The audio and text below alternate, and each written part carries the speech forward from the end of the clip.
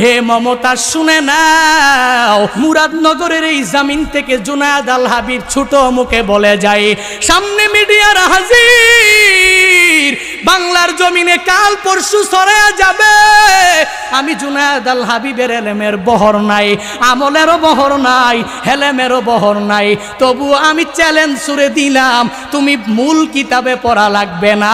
হে মমতা শুনে নাও, কোরআনের মতো ইবারত আছে, হরকত আছে, সুন্দরভাবে আছে। যদি 2 পৃষ্ঠা সহি শুদ্ধ করে হাদিসের ইবারত পড়তে পারো, খোদার কসম করে এই মাহফিল থেকে বলে যায়, ছোট্ট বয়স থেকে বয়ান করি, মৃত্যু পর্যন্ত আর এই বয়ানের ময়দানে বসবো না।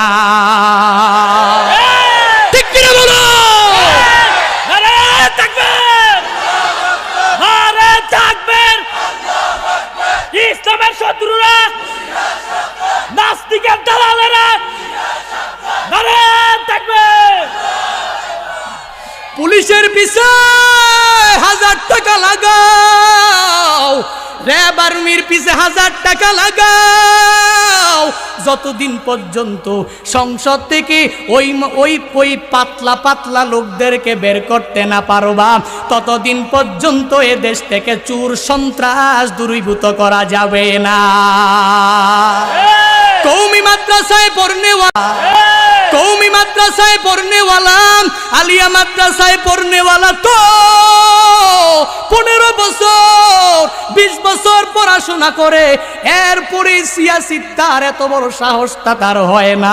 তখনও তো সে বলে, আমি সিয়াসিত্তার প্রত্যেকটা কিতাব তো মনে হয় পড়তে জানি না, কিন্তু সারা জীবন নর্তকী করে দেশের সর্বোচ্চ মাকাম সংসদের মধ্যে যদি ওই আল্লাহর বান্দি, কি আর বলবো, আল্লাহর বান্দি তো বলাই লাগে, পর্দা নাই, নামাজের খবর নাই, আল্লাহ জানে পড়ে কি পড়ে না, সংসদের মধ্যে একজনের গুণ গাইয়া নিজেকে বড় করার জন্য বলে আমি সিয়াসিত্তা বাদ দেই নাই। তো মিশকাতটা সিয়াসিত্তার ভিতরে কবে ঢুকলো সেটাও তো জানলাম না, বলে আমি সব পারি সব পারি সব পারি। এরে আল্লাহর গোলাম, মুরাদনগরের এই জমিন থেকে জুনায়েদ আল হাবিব ছোট মুখে বলে যায়, সামনে মিডিয়ার হাজির, বাংলার জমিনে কাল পরশু ছড়ায়া যাবে। আমি জুনায়েদ আল হাবিবের এলেমের বহর নাই, আমলেরও বহর নাই, হেলেমেরও বহর নাই, তবু আমি চ্যালেঞ্জ ছুড়ে দিলাম, তুমি মূল কিতাবে পড়া লাগবে না। হে মমতা শুনে নাও, কোরআনের মতো ইবারত আছে, হরকত আছে, সুন্দরভাবে আছে। যদি 2 পৃষ্ঠা সহি শুদ্ধ করে হাদিসের ইবারত পড়তে পারো, খোদার কসম করে এই মাহফিল থেকে বলে